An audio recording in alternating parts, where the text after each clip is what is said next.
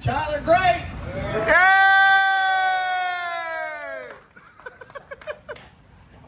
Do I need the microphone or not? Yeah, you do. Do I? Yeah, it's Okay, so you hear me? No, hold it all the way up, too, when you use it. French it a little. Microphone. Yes. Yeah. Yes. No, you got to get him in the back. Okay. Well, Michael, thank you. If anybody doesn't know me, I'm Tyler. I haven't been doing it near as long, and I'm not near as good as what he said I am. My previous career was working on these full-time. So I had 16 years of sky crane maintenance, helicopter maintenance. It's funny how close models and the full size really are. They're incredibly close.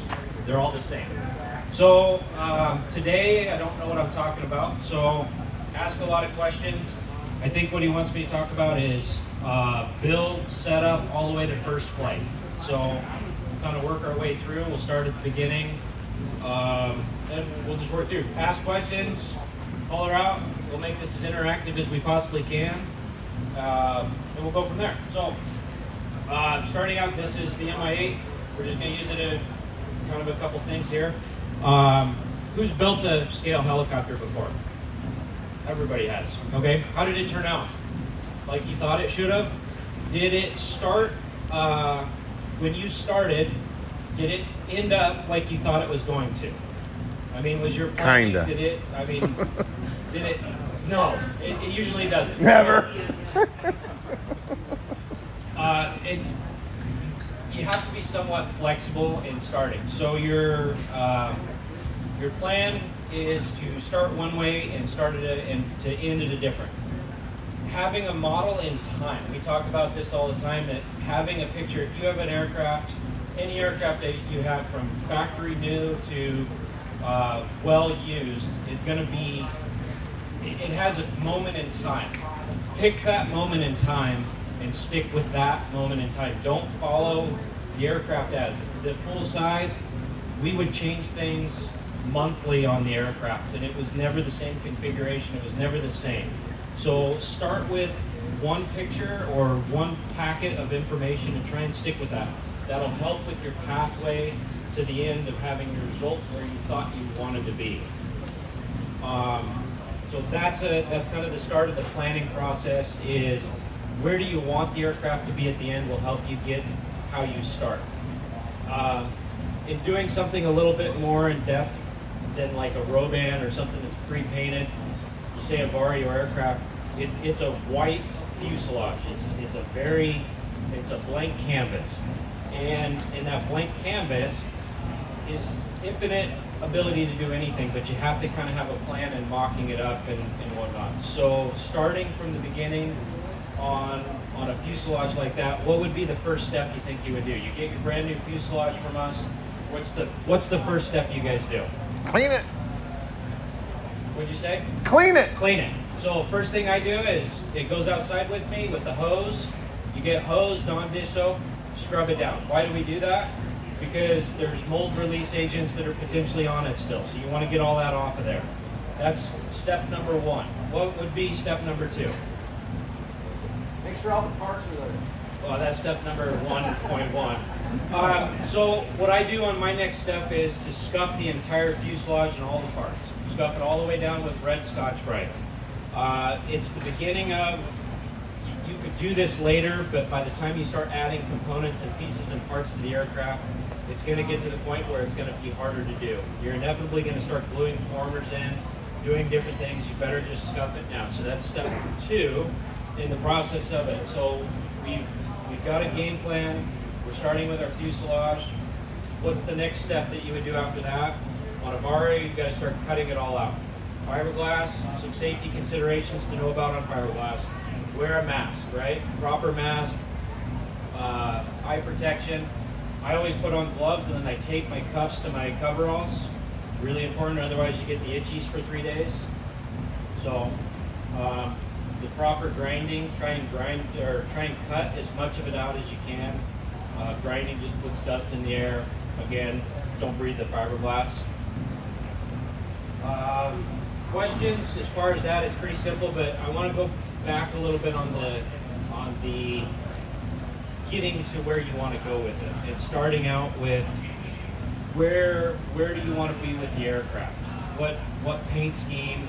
What configuration? That shapes everything that you do from there to the end.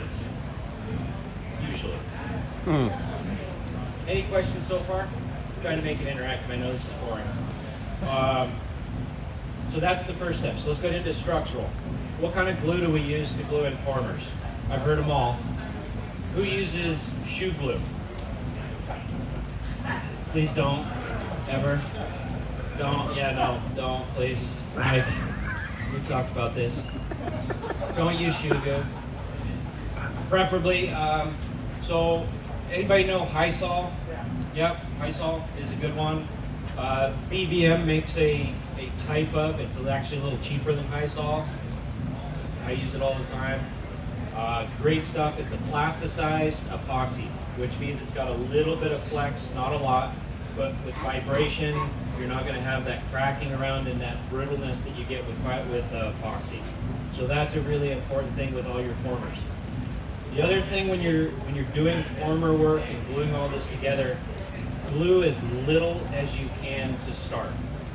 Mock up the aircraft as much as you possibly can to start with. So all your formers, if you can just put even just a little CA and get it all mocked up and try and get it and learn as much about the aircraft as you work through the aircraft as you possibly can before you start permanently gluing in formers and whatnot.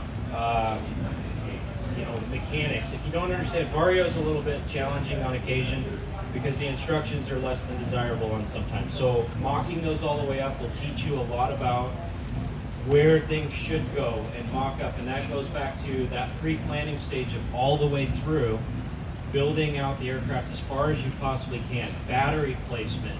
Yes. Sure. Yeah. Keep getting closer. I just don't want to use the microphone at all. Put it on your lip. It really bugs me. So formers, try not to glue them in until you have to. Mock up the aircraft the most you possibly can. This will help you down the road.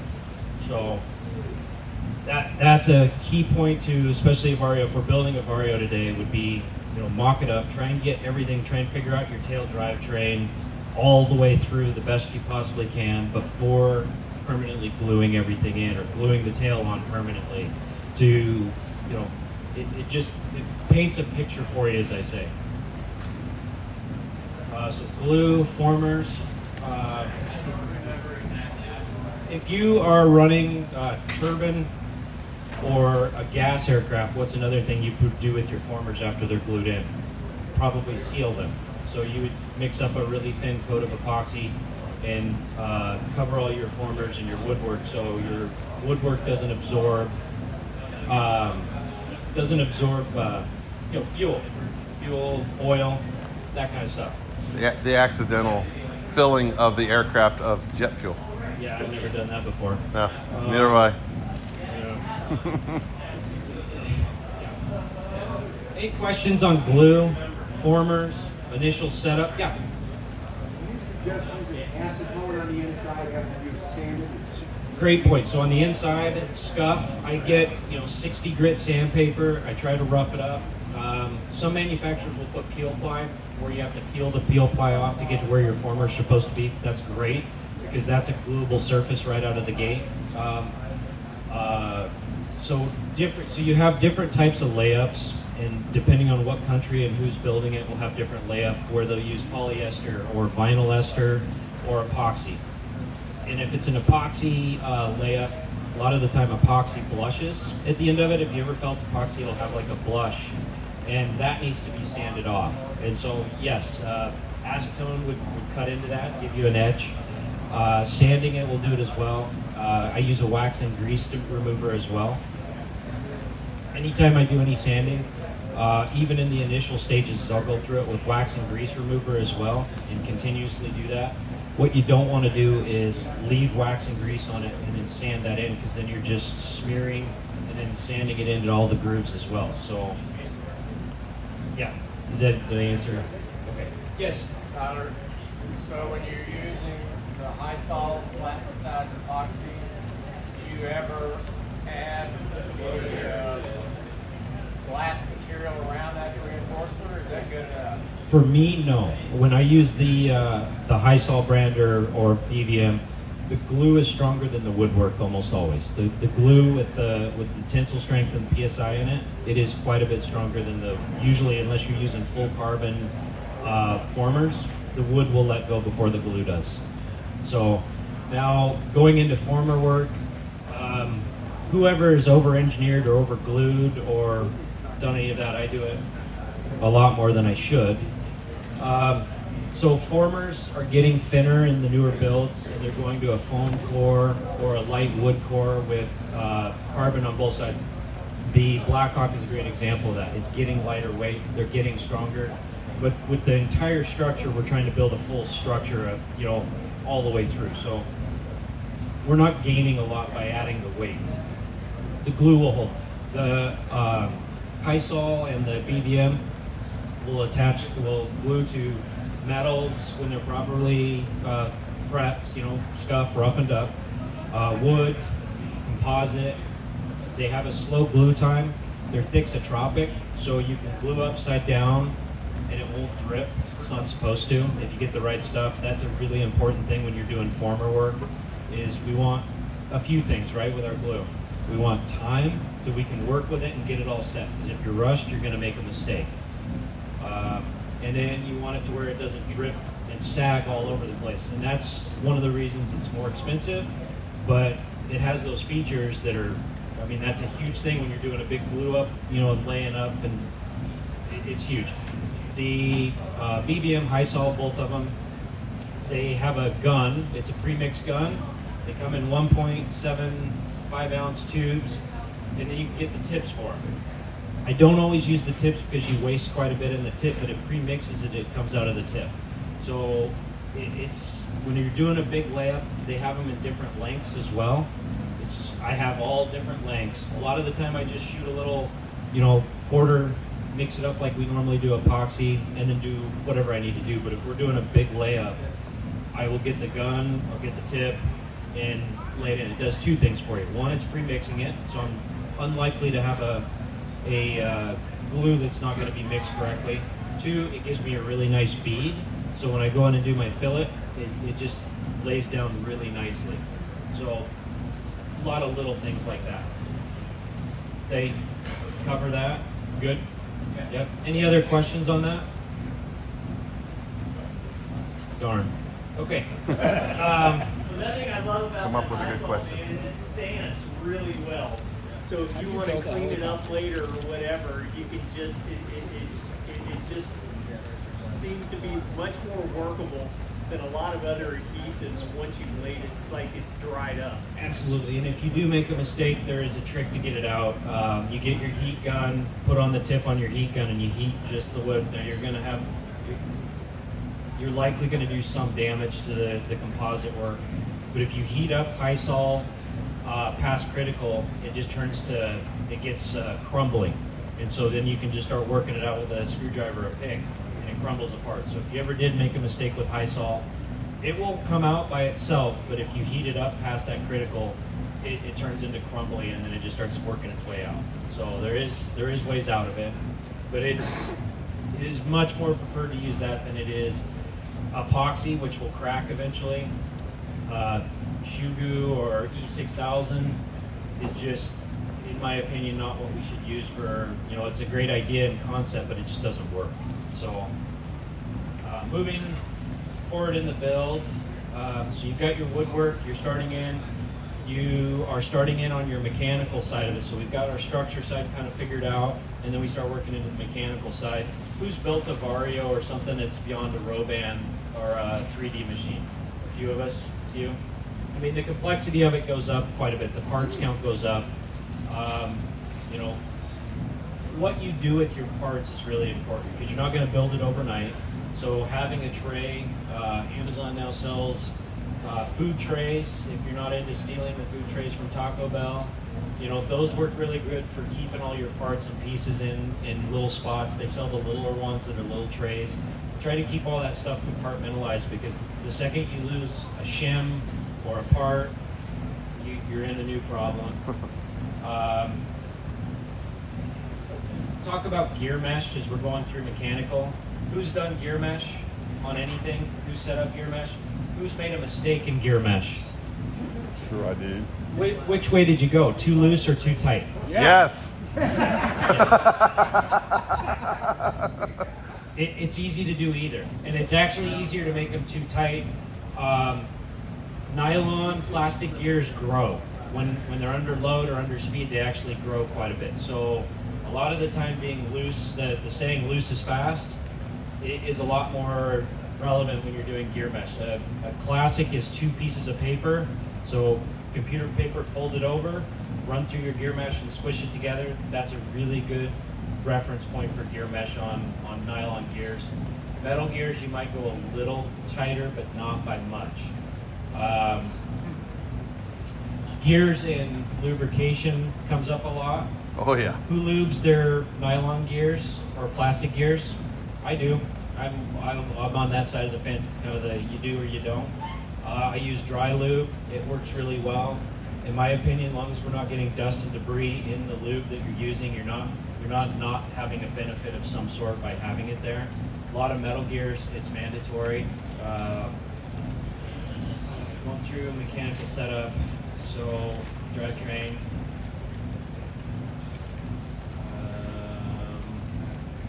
So we've got our mechanics built, set up, we've got our structure in the aircraft. Danny covered electrical on the Demon quite a bit. Electrical setup. Here's something that always comes up all the time. A lot of guys fly row band and they fly the mechanics out of the aircraft, and then they put them back in after the fact. On a lot of this stuff, we can't do that. On a Vario, the mechanics are integrated into the aircraft. So who's flying the mechanics out on a row band or something and flown them outside of it? Did it fly differently after you put it in the mechanics? Every time. Patrick, how much? A lot. Almost totally different machine. Your setup's almost totally different, right? I had weight to my. Did you feel it was the same? It didn't seem terribly different with the weight it added. I always figured on the row band, if I crashed the mechanics, I might as well get it all at once, because I'm not buying a few Santa mechanics the next time. But Yeah. Vario, you can't do that because they're integrated all through the aircraft. I mean, you'd have to build quite the structure to fly the mechanics. So you have to be correct in your setup the first time when you set these up. So the structure side of it, every aircraft's different. They're all different, but those are the key things on a Vario or a more complex build, is to try and mock out everything before gluing it all up is a big part. And just taking your time and understanding the instructions, what's there. A lot of them are less than desirable. And if you don't know, you ask. There's usually somebody that's built it before you. Ask them. So moving forward, so mechanics, we're setting up our mechanics, we're building mechanics, we're shimming. There's the row bands you have to shin the contact angular bearings to make sure that they're correct, because they have to make contact. Vario, there's quite a bit shimming in the gear train mechanics. Smooth operation. So if you're setting up, we're at the point we're getting ready to do our flights here. So we're starting to slowly walk into first flight. If your tail rotor is chunky or clunky, is that a good time to continue on? No, we need to go through and figure out what it's doing. What? I'll trip and kill myself. Over here. Standing in the So puddle. we're going through that. Everything is smooth, fast. I'm trying to get on to the next subject here without killing the other. Is there any questions prior to that? We're getting into mechanics. I want to get into the setup and how I set up an aircraft. That's kind of the meat and potatoes for me. CG. That'll be in the setup. Okay. The other side of it with battery setup and everything. Patrick. Yeah, so we step back. Like if Sure. you buy a Vario fuselage, right? Yeah. So it's like you said, it's a blank canvas, and none of the doors and windows and stuff are cut out. Do you have any tips about how to cut, like Yeah. straight, like? Yes. Okay, so absolutely. How I do it is I'm really trying to get through that as quickly as I possibly can. I hate cutting fiberglass. It's terrible. So I try and do it in one sitting. It usually doesn't work that way because I'll leave a lot of the windows in, a lot of the panels, and I'll glue all my woodwork in before. I try to keep as much structure as I can with the airframe before I cut all the, turn it into a skeleton, depending. But what I'll do is get the vacuum out, my whole setup, put on a set of coveralls, mask, gloves, the whole thing. Tape my hands so I'm not getting into my coveralls. And then I use the perma-grit wheels a lot of the time, or the grinding wheels for like Dremel. And I'll cut close to the line. So 1/4 inch off, maybe an 1/8 if I feel really confident with my cutting, but just quick. I'm just trying to go really fast. From there, it all goes to hand sanding and files at that point. So then I just go to jeweler files for the corners, and I just walk everything in just slowly and methodically, and then get my lines once. I never try to cut on the line with the Dremel tool or anything like that. So it's all hand sanded right to the lines.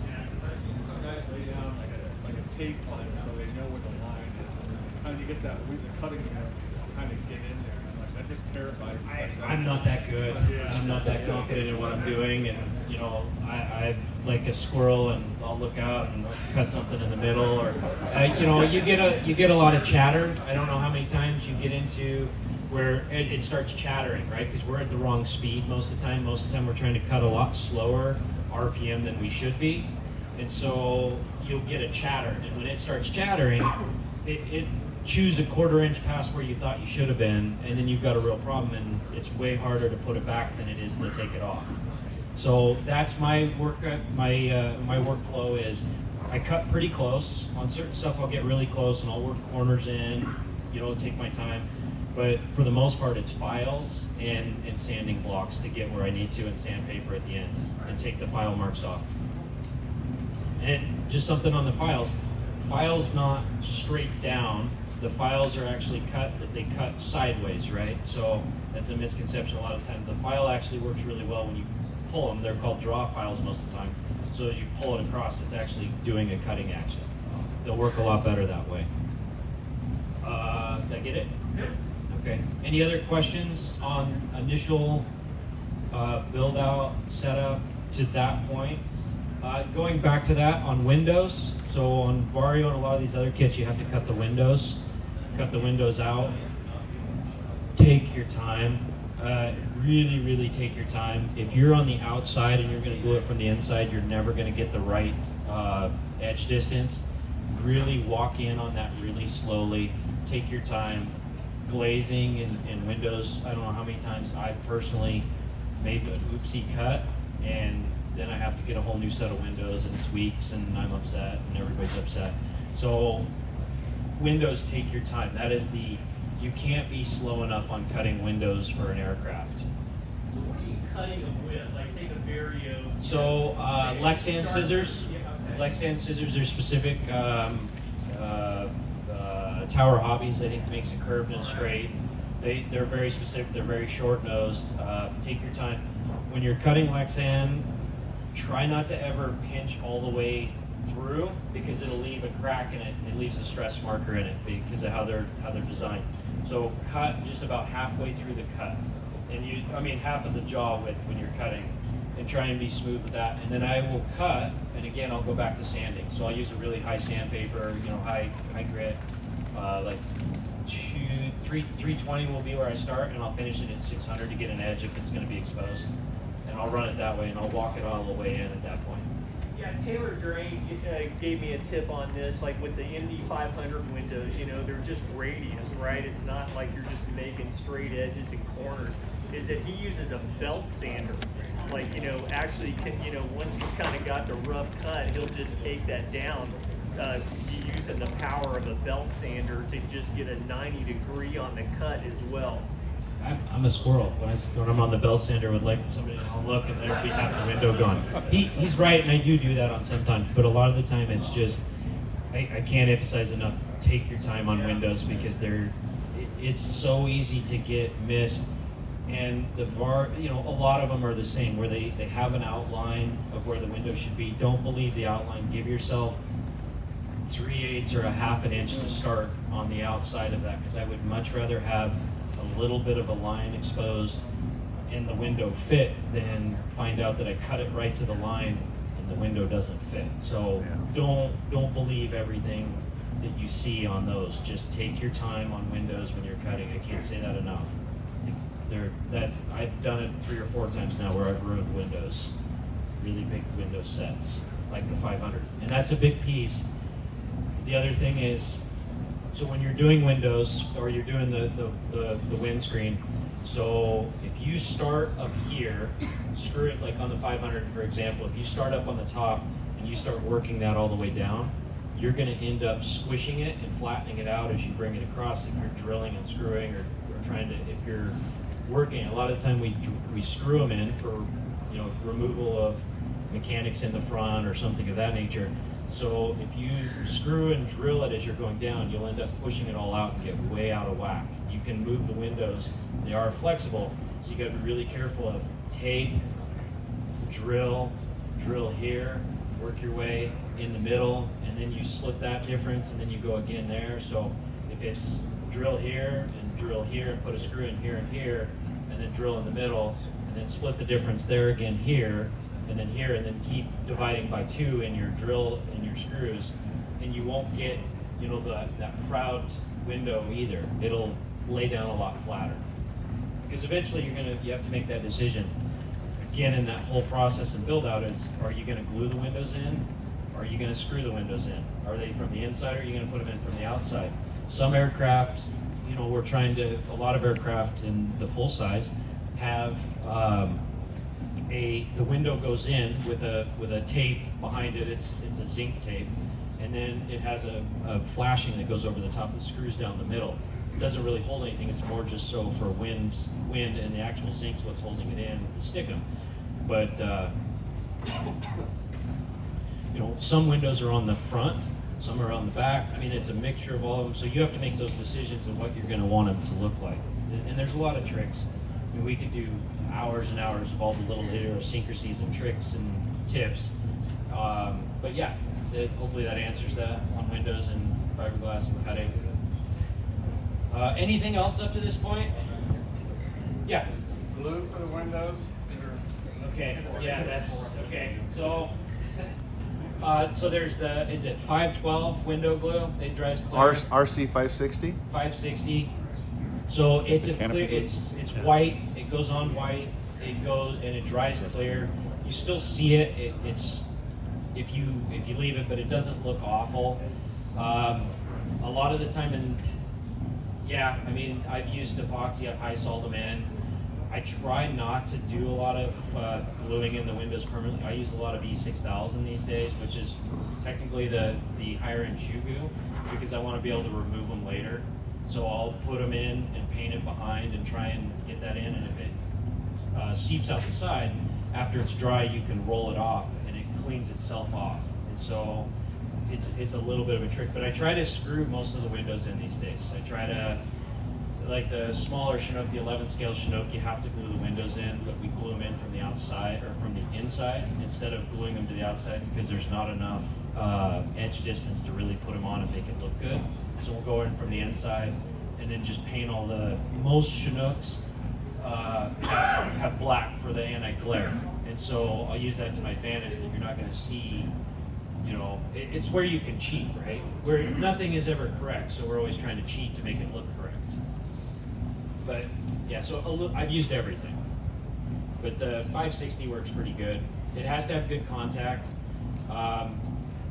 Build trick I always use, how many people have stacks and stacks of earth magnets? Little square magnets to big magnets.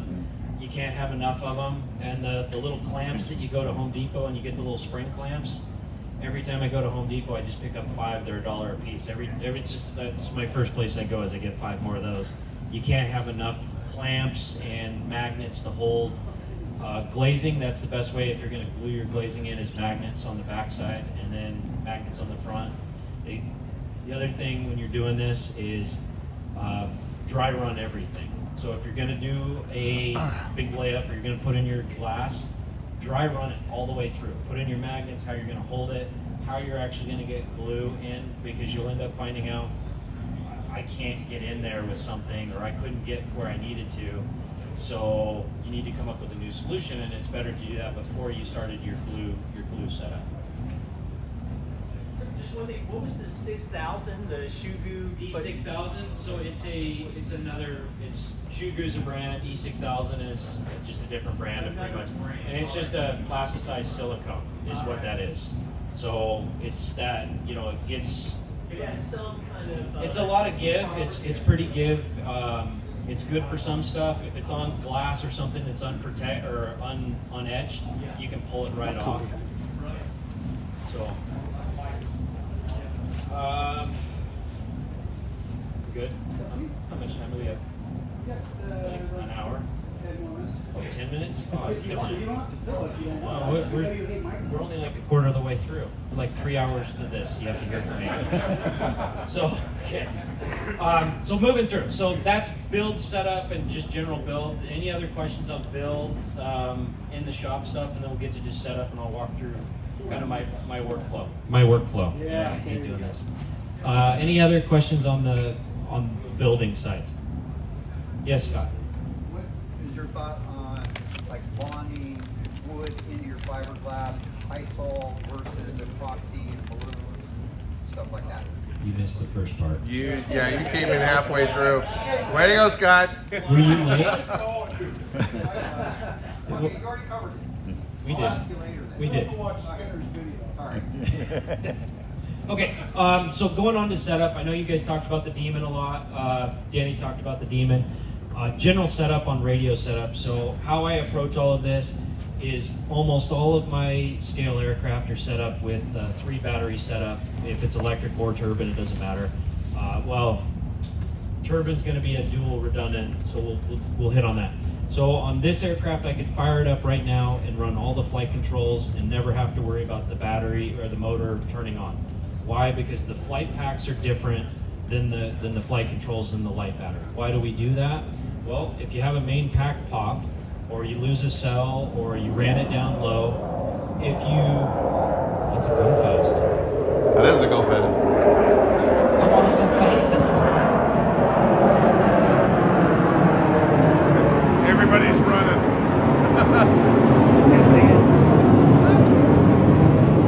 Oh, he's gonna crank too.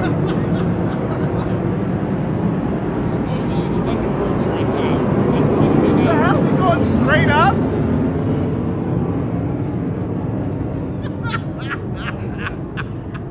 The sound of freedom. Freedom, baby!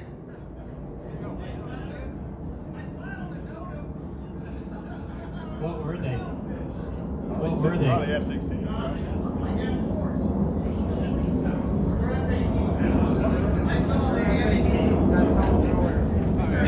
The old jet or new jet? Okay, so I got 10 minutes here. I'll go fast. So if you have that flight pack separate, if you lose a cell, you run the batteries past, you have a fighting chance to fly the aircraft still. If you lose the cell and you have a brownout, you're done. The aircraft's going to fall like a heavy rock. So that's my thought process. The other thing is, scale aircraft have a lot of setup time in them. So having the ability to do all of my deck work or on the bench work with it without ever having to worry about it fire up on me is just a peace of mind for me. So there's a lot of reasons I do that on all of it, and it mimics a lot more. So if you ever think about going to a turbine aircraft, an electric that's set up like a turbine is going to give you that mindset. So going through, that's why I do the batteries that way. So setting up a rotor head, how many guys have trouble tracking a multi-blade head with a lot of blades? Three or more. Usually, how do we do it with 2 blades? Put a piece of tape on it, or you check it and you see your split, right? So I don't ever you get into a bigger aircraft and the clamps don't work anymore. You get past about an 800 size and the ones that go on the blades don't fit. So I don't even track blades anymore. I track the rotor head only. There's all kinds of different ones, but I use this one. It actually plugs into the rotor head. It's got the angle finder on it. You touch off from something you know is flat, like the motor, and then you put it in there and you set one blade, you get it all set up, and then you match all the rest of them. The digital side of this these days is so accurate that it's closer than, unless you're running turnbuckles, you're a half turn one way or you're a half turn the other way. So you have to make compromises somewhere. If your track is so close that you can't tell what blade's out, it's close enough for me. That's my thought process. It's so hard to get them razor thin these days with multi-blade. I do have another trick. If I have a 5-blade or a 3-blade or a 4-blade that's out of track and we're having trouble and that doesn't work in the rotor head and we're actually flying a blade out. So this is a really big secret of mine that I've kept really secret. So And you're going to tell everybody. I'm going to tell everybody right now. So in the full-size aircraft, they would strobe blades. That was an old school way of doing it before we went to the way of doing blades now is it's a little bit more digital, but you have a camera that takes a picture. The old school way was we had a strobe, and you actually had tip targets, which were aluminum angle with a number on it that was strobing. So now I actually have a strobe. It's a handheld strobe. I have reflective tape. I put it on 5 blades, and we can shoot it towards the evening. And you set RPM, and it actually gives you your track, and I can tell what blades where and how far out. I also use that same tool to set all my RPMs on everything, so I don't tack them. It's the same idea as a tack, but it's a photo. Instead of a photo tack with a little wheel in there, we're flashing it, and when it flashes, it'll stop. So as you're flashing it, it stops in place. That's your RPM, and so I set all my RPMs that way now. So, little secret: if you have something that's way out of track and you're having trouble and you can't figure out what blade, call me and I'll walk you through how to do it. What is that thing? The gun. The strobe. Photo strobe. It's a strobe X. I mean, that's what it is. It's like it's like if you were doing timing on a car, but it doesn't have a pickup for the number 1 spark plug. So you're having to set it manually. So rotor head track. It's fucking cool. That's set up. Everybody's set up an aircraft. So let's talk about troubleshooting for a minute. This is where I get a lot of phone calls. Is I've got a vibration. My first thing I'm going to ask you to do is pull all the blades off the aircraft. Does the vibration still exist? So if the vibration still exists and you have no blades on it, then we already know where the vibration is pretty close to. We know it's going to be in the main drivetrain, it's going to be in the tail drivetrain. High frequency to low frequency vibrations. What would be a low frequency vibration? Rotor head, main rotor head. Medium frequency vibration, probably drivetrain. High frequency vibration, tail rotor. So if you grab onto it with no blades on it, you feel a really big high vibration, it's probably in your torque tube or your belt setup. Now, the next thing I'm going to have you do, if there is no vibration, is put tail blades on it. And we're going to check it with tail blades. Now, you can be right next to the aircraft. Safety first. If you're comfortable, if you have a good grip on it and you know the aircraft and you're in rate mode more than you are in heading, because if you're in heading hold on the bench, it's likely that it's going to try and fight you all the way through. Rate mode's a little better. You hold on to it, and you can then feel the vibration. You can check your tail. I actually do this before my first flight as well, because this ensures that my tail rotor's going the right way and the gyro's working the right way. What's our biggest fear when we do a first flight? The tail rotor spinning the wrong way. Gyro going the wrong And way. it's just that. I mean, we check the Never main happens. every time, but the tail rotor is always this. It's like, oh, is it correct? Is it working? So having only tail blades on there will give you the ability to check. If all of a sudden you go a little bit left and it starts to go a little left and then it just takes off, you can do this on the bench. You can do it out in the driveway. You don't have to worry about it taking off now, within reason. But that's a way of checking to make sure that your tail rotor's going. If the tail rotor's going the correct way, and you check your swash plate and your swash plate directions are correct, and your phasing is correct. What is phasing? Anybody? The bane of our existence? So gyroscopic precession, right? So if you poke a gyro, 90 degrees later it's felt. It's pretty close to realistic of 90 degrees. There's a bunch of physics that come in that makes that not true all the time. But so inputs are felt 90 degrees. So we got to check our phasing. How do we check a phase on an RC helicopter? Laid over the boom. Blades right over the tail boom or right over the nose. I always use the tail boom because it's easy to reference. So then when we elevator, what shouldn't move? This blade right here shouldn't twitch, it shouldn't move, it shouldn't anything. Now you can check it by moving this blade this way. And it shouldn't move when you aileron or roll, right? If it does, then your phasing's out. Now, 2 ways you can do that, mechanically or electrically. Which is better? Electrically. Not necessarily. Oh, It depends. It really does depend. So if I'm way out of phase and I've got to turn my swash plate and have my PC links going almost 30 degrees out, that's not better. So these heads, row band heads, are pre-phased. How many people check the phasing on a row band when they're doing their setup? Yeah. Every one of them is about 2 degrees out or 2 points out. If you check your row band, it will fly better after you do this. So go back in, check your phasing when you're doing a demon or a spirit or whatever you're using. Check your phasing. You'll find out that 1 or 2 points will take all movement out. It's just a little tweak that makes a difference.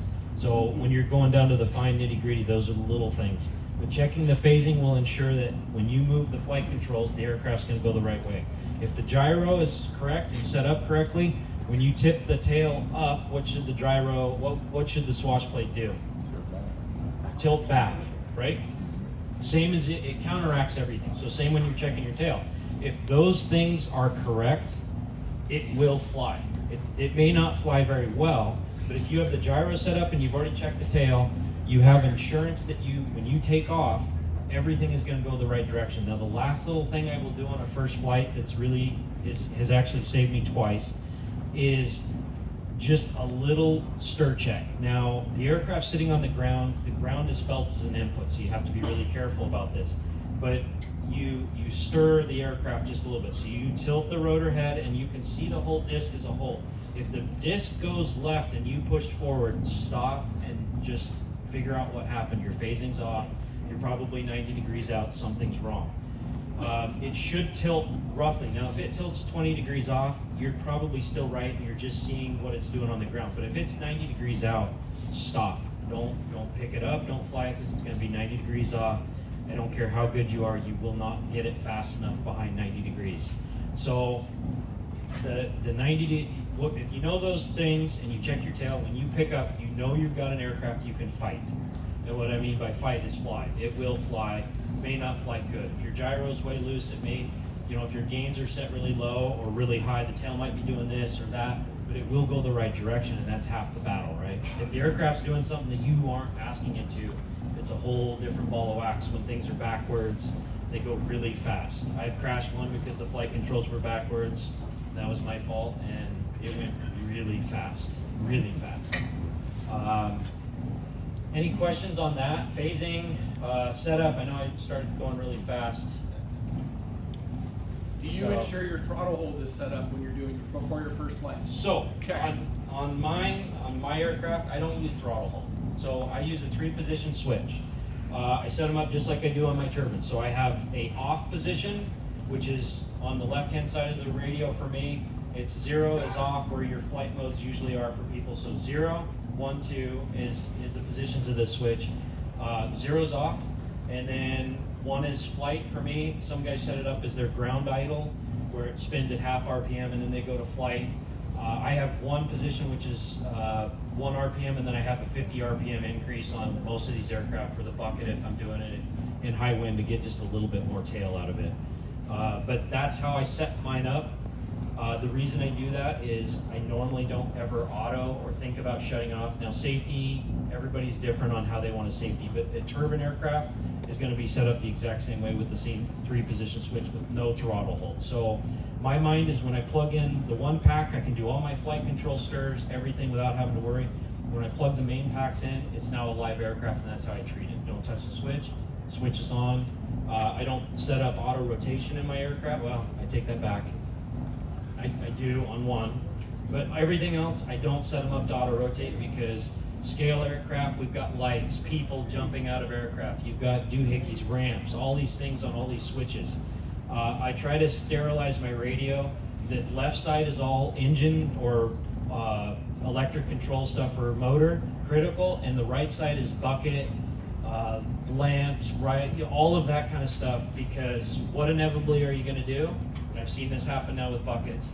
If you ever fly a bucket, you're doing a lot of switch work, you know, dumping, dropping, all this stuff. I saw a guy shut it off, and once you actually kill it, most of them will go back into. They're not going into relight. They're going to start over, and you're going to lose the aircraft most likely. So that's my setup. Everybody's different. There's a million ways to skin a cat here. But that's my setup on my radio for the safety side of it. That's how I think. I just keep it But there. you do have the ability to shut that motor off quickly if you notice something's Left going switch is haywire gone, on the it ground. kills everything. That's It's where always- I was. Yeah, That's why I was asking. Yeah, absolutely. I don't do any of the. So all my curves going to radio setup really quick. Do I have time? Yeah, a couple minutes. Sure. Am I over? Yes. Yeah, you're over. Now I'm on a roll. Let's go. So on radio setups, yeah. So what was I got all distracted there. Killing the motor if you need to. Killing the motor, doing that. So going back to on my motor setup, I do straight curves on everything. They're set RPM. I don't do any, you know, where it's immediately the throttle starts spinning it up. I don't. I have it to where I go to 1 and it starts to spool up. I just have a slow spool up time on mine. It simplifies it. I don't have to worry about it. When it comes off, it's off. When it's on, it's on. Turbine's going to be the same way. So if you're transitioning, that's how a turbine's going to transition you. Is you're going to go on, you go to flight, that's it. You set it and you forget it. It stays at the same RPM the whole time.